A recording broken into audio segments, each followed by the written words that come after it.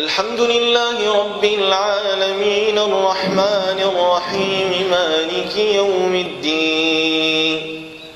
إياك نعبد وإياك نستعين اهدنا الصراط المستقيم